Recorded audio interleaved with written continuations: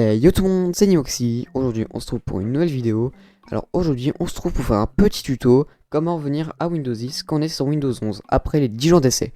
Car comme vous saviez, normalement il y a 10 jours d'essai sur Windows 11 et pendant ces 10 jours on peut revenir à Windows 10. Sauf que des personnes comme moi ont bien aimé Windows 11 au début et du coup qui ont laissé passer les 10 jours et qui ne peuvent plus retourner à Windows 10. Sauf qu'il y a une petite manipulation qui est très simple à faire, mais qui n'est pas très connue, donc je sais pas pourquoi Microsoft n'en parle pas, et les youtubeurs n'en parlent pas. Je pense que c'est un coup de marketing pour Microsoft, pour qu'on reste sur Windows 11. Mais du coup les gars, bien sûr cette manipulation est légale, ce n'est pas un crack, c'est officiel, c'est Microsoft, c'est juste qu'ils n'en parlent pas. Donc c'est pour ça que si vous avez des doutes, il ne faut pas s'inquiéter, il y a tout est legit. Donc du coup les gars, avant de commencer la manipulation, il y a une règle à respecter. C'est de, surtout si vous avez un PC portable, de mettre votre chargeur sur votre PC et l'avoir à 100%. Donc quand vous faites la manipulation, essayez de garder votre chargeur. Et de toute façon c'est littéralement obligatoire parce qu'en fait je vous explique pourquoi. Si par exemple votre PC crash pendant la manipulation, votre PC est clairement mort. Donc vous avez très peu de chances de le récupérer. Donc c'est pour ça qu'il faut faire très attention. Et pour les personnes qui n'ont pas de PC fixe, il ne faut pas débrancher votre prise. Donc voilà, c'est la seule petite règle à respecter. Et du coup, on peut directement commencer la manipulation. Donc du coup, vous allez sur votre navigateur. Donc moi, je vais sur Opera. Ensuite, vous mettez Windows 10. Down. Alors, down, excusez-moi. Putain, frère, je sais pas écrire. De toute façon, les gars, le lien sera en description pour ceux qui voudront y aller plus rapidement. Du coup, vous allez cliquer sur télécharger maintenant l'outil. Alors du coup je vais pas le faire moi parce que j'ai déjà Windows 10, mais je vais vous le dire oralement et je vais mettre des petits screens. Donc vous allez ouvrir le .exe que vous avez téléchargé. Après je pense que ça vous demanderait est-ce que en tant qu'administrateur est-ce que vous voulez ouvrir le fichier, donc vous faites oui. Après il y a encore un petit chargement.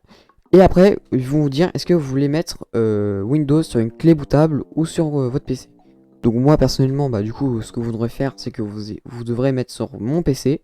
Et ensuite, il y aura encore un petit chargement. Et après, ils vont demander est-ce que vous voulez conserver ou supprimer les fichiers. Alors, je ne crois pas que ça marche si on conserve les fichiers. Personnellement, j'ai pas essayé. Mais normalement, ça devrait marcher, même si j'ai quand même des petits doutes. Donc, essayez, vous me direz en commentaire si ça marche. Même si je pense que ça marche quand même. Donc, essayez, les gars, ça coûte rien. De toute façon, soit vos fichiers vont être supprimés ou pas. Donc, je vous conseille quand même au début de mettre sur une clé USB ou sur un disque dur externe vos fichiers, les fichiers les plus importants. Donc, du coup, vous choisissez un des deux. Et les gars, vous avez déjà fini la manipulation, donc restez quand même sur la vidéo, car après ça va juste vous dire, il y aura juste l'installation de Windows.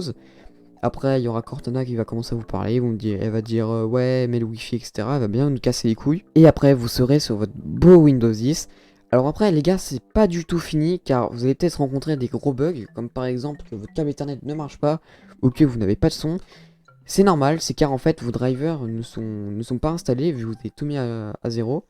Donc ce que je vous conseille de faire c'est déjà, alors là par exemple je suis sur Windows 10, de toute façon vous qui serez sur Windows 10 vous ferez pareil.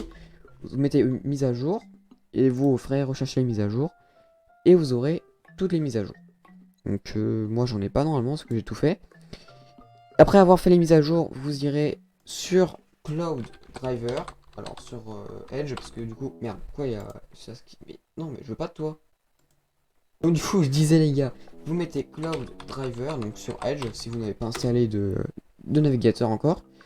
Vous allez sur Driver Cloud, vous cliquez ici, vous faites démarrer, ça va vous télécharger quelque chose, donc un logiciel qui va détecter vos pilotes à télécharger.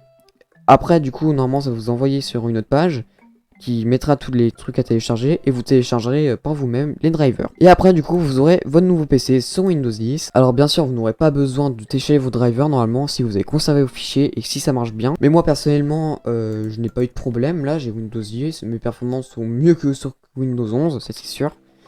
Et je suis très satisfait de retourner sur Windows 10. Donc je l'ai pas dit en début de vidéo, mais si vous avez des problèmes, donc que votre PC ne marche plus, etc., je ne suis pas responsable les gars, c'est pas de ma faute, c'est soit vous avez mal fait la manipulation, soit il y a un truc qui va pas, mais pourtant j'ai tout bien expliqué, moi j'ai tout fait, j'ai tout dit de ce que j'ai fait et ça marche nickel. Donc du coup les gars, si je vous ai bien aidé, n'hésitez pas à liker, commenter et à vous abonner. Sur ce, c'était Nioxy, tchuss.